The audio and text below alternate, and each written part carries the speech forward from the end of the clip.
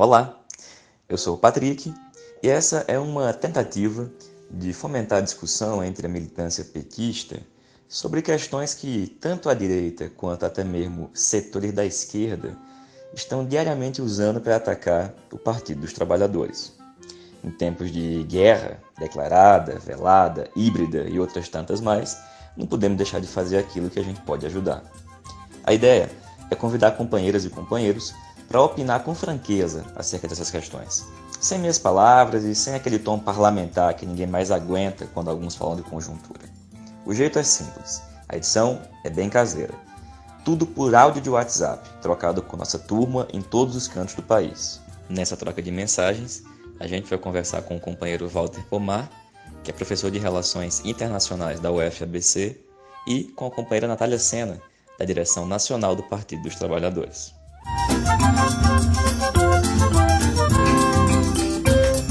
O tema que a gente escolheu para essa primeira troca de mensagens é o papel do PT na oposição ao governo Bolsonaro.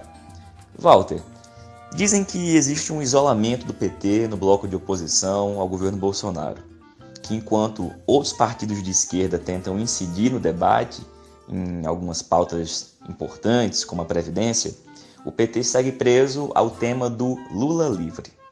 Qual que é a tua opinião sobre isso e o que tu acha que a militância petista deve fazer diante dessas análises? O papel do PT na oposição ao governo Bolsonaro é muito claro. Nós queremos derrotar este governo. Nós achamos que este governo implementa um programa que arrebenta com a soberania nacional, arrebenta com os direitos sociais, arrebenta com as liberdades democráticas, provoca recessão, provoca desemprego, provoca mal-estar social. Portanto, o nosso papel é impedir este governo de fazer essas maldades.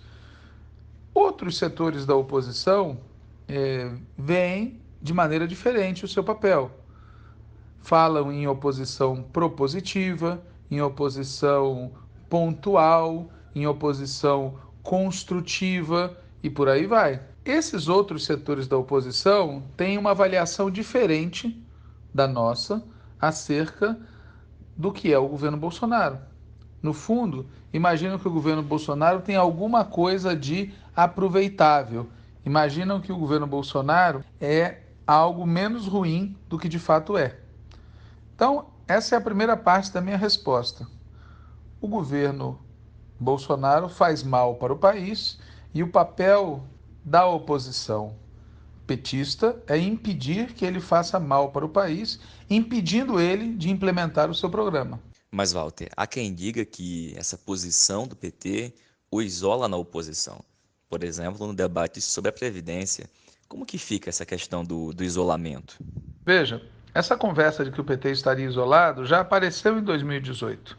Também se disse que o PT estaria isolado na disputa eleitoral. E o que se viu é que foi a candidatura do PT que foi ao segundo turno das eleições, obtendo 47 milhões de votos.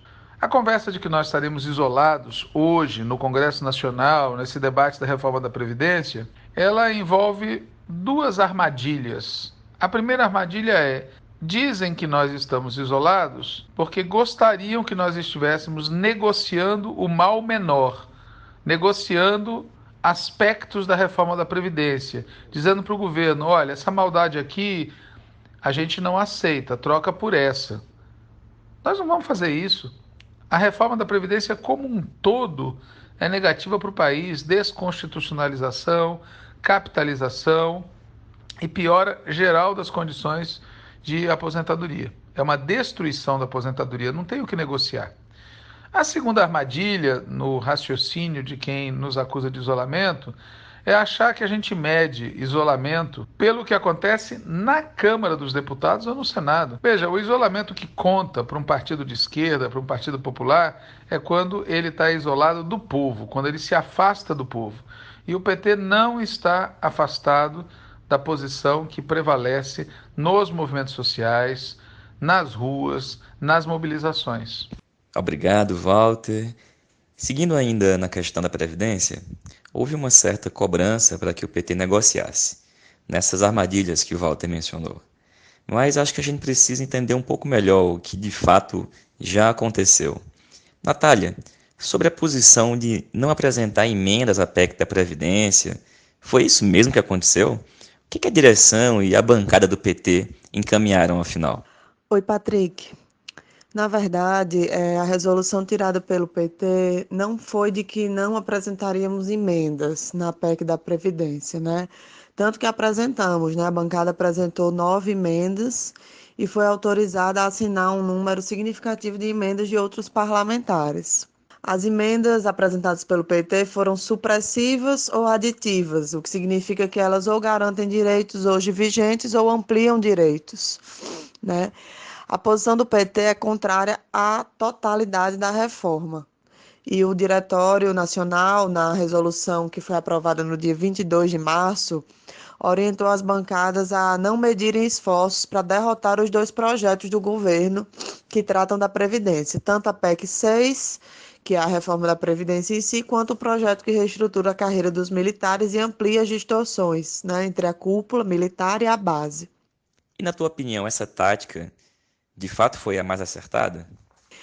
Na minha avaliação, a posição correta que o diretório tirou e que deve ser mantida na votação do projeto, essa mesma posição, tanto na comissão especial quanto no plenário. Ou seja, o PT deve adotar nessas votações uma tática de obstruir, de garantir um amplo debate. Para isso, as emendas elas são importantes, mas sem negociar nenhum mal menor, né? Para assim a gente conseguir garantir as condições para derrotar o projeto que o governo está apresentando e que, na prática, acaba com a Previdência no Brasil. Natália, valeu. Eu vou aproveitar, inclusive, para conectar isso com o tema do Lula livre. Porque tem gente muito incomodada, né, com o fato do PT sustentar permanentemente a luta pela liberdade do presidente Lula. Inclusive, o partido tem afirmado constantemente que esta luta ela é indissociável dos debates como educação e, inclusive, previdência. Walter, sobre esse tema do Lula livre, o que você acha? O pessoal fica insistindo, né, dizendo que o PT tem que largar a mão disso, baixar essa bandeira, focar na luta agora contra a Previdência. É isso mesmo? O que você acha? Realmente, essa argumentação de que o PT segue no tema do Lula livre, veja, o PT segue defendendo o Lula livre, mas isso não significa que a gente abra mão de fazer o debate sobre todas as questões nacionais, porque, na nossa opinião, o que está acontecendo hoje no país, essa desgraceira toda, tem relação direta com o fato do Lula ter sido condenado, do Lula ter sido preso, do Lula ter sido interditado na disputa da eleição presidencial. Se o Lula tivesse sido candidato à presidência da República em 2018, muito provavelmente ele seria o presidente da República e essa desgraceira não estaria acontecendo. Portanto, tem um vínculo direto entre todos os temas em debate no país, por exemplo, a reforma da Previdência, e o fato do Lula estar preso. Então, não é que o PT só fala de Lula livre e não fala de mais nada. O que o PT faz é ligar tudo o que acontece com o fato do Lula ter sido condenado, ter sido preso, ter sido impedido de disputar as eleições e continuar ilegalmente preso, sequestrado. O que esses caras gostariam é que nós parássemos de falar no Lula livre. Essa é a verdade.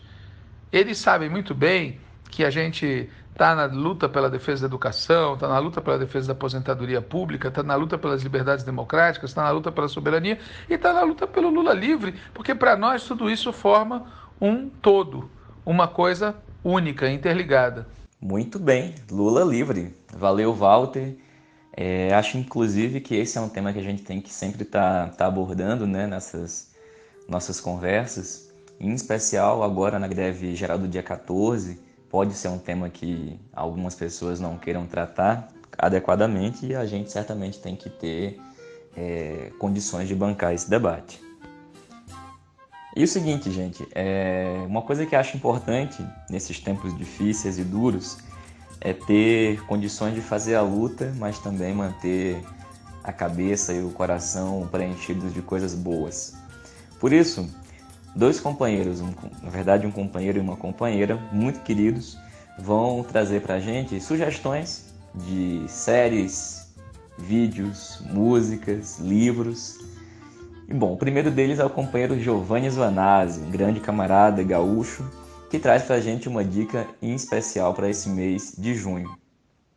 Oficialmente, junho marca a data de nascimento de Ernesto Che Guevara. Digo oficialmente porque, como nos revela John Lee Anderson, escritor da mais famosa biografia de Che, este querido argentino nasceu no dia 14 de maio. A confusão fica na conta dos pais dele. Sua mãe já estava grávida quando se casaram, e para fechar a conta dos meses de gravidez e de casamento, registraram o nascimento do filho com um mês de atraso. Mas seja como for, sendo Che taurino ou geminiano, junho é um bom mês para a gente relembrar sua trajetória e os seus ensinamentos. Por isso fica a dica de um livro e de uma música. O livro se chama Camino del Fuego, escrito por Orlando Borrego, um cubano que participou do movimento 26 de julho e que depois do triunfo da Revolução serviu como assessor pessoal do Che. No livro, Borrego relata e reflete sobre uma série de acontecimentos, de episódios e de polêmicas que envolveram o Che enquanto ele estava em Cuba. Aborda questões que vão desde qual tratamento deve ser dado aos jovens trotskistas na avaliação do Che, até mesmo as dificuldades de construção do socialismo em Cuba, as suas críticas à União Soviética e as suas avaliações sobre diversos temas que envolvem, que são importantes ainda hoje para quem se propõe a ser um revolucionário. Já a música que eu recomendo é Samba del Che, escrita pelo cantor chileno Víctor Jara. Víctor Jara faz um recorrido da conjuntura latino-americana do início dos anos 70. Fala dos golpes de Estado, das violações de direitos humanos, da imposição dos militares. Mas ele lembra também o exemplo do Che, que deu a sua vida para liberar o nosso povo do domínio explorador. Que legal. E agora a companheira Rayane, cearense, radicada potiguar e agora professora de Direito da Universidade Estadual de Goiás, comenta pra gente uma série que, segundo ela, vale muito a pena ser assistida. É uma série australiana, se chama Please Like Me. É uma série muito real, porque, por exemplo, não tem aquela montação. É a vida de um dos artistas australianos, que se chama Josh. E é muito engraçado porque o Josh é feio, entendeu? Assim, ele é esquisito, ele é feio, ele não tá totalmente fora do padrão. E ele se descobre gay, ele namorava com uma moça, aí a série começa a partir disso, né? Dele se descobrindo gay e terminando com a menina, eles são super amigos, vivem juntos. E a grande trama da série é porque a mãe do Josh, quando se separa do pai, ela tenta o suicídio. E aí essa relação dele, que é um cara que é de classe média australiana, que começa, né, a se descobrir nessa coisa do mundo gay, que é feio, que tem muitos problemas com essa questão da imagem, mas ele é muito sarcástico, ele é péssimo, ele é aquela pessoa, sabe, assim, que péssimo, mas ao mesmo tempo ele é maravilhoso, porque ele é o cara que cuida da mãe, é o cara que realmente se importa com ela, é o cara que cuida da tia, que é mais idosa. E aí vai falando desse processo, né, da relação de ser um jovem adulto e ter responsabilidades, e essa relação entre os pais que se divorciam, essa mãe que tem problemas mentais. E aí a série vai evoluindo, ele vai tendo relacionamentos, e esses relacionamentos dão certo e depois dão errado. É muito, muito, muito gostosa a série, muito gostosa mesmo. Então é isso, a gente vai ficando por aqui. Espero que você tenha gostado. Qualquer coisa, entre em contato para comentar. Não temos nem nome no podcast ainda. Sugestões são aceitas e ficamos à disposição. Saudações petistas, Lula livre.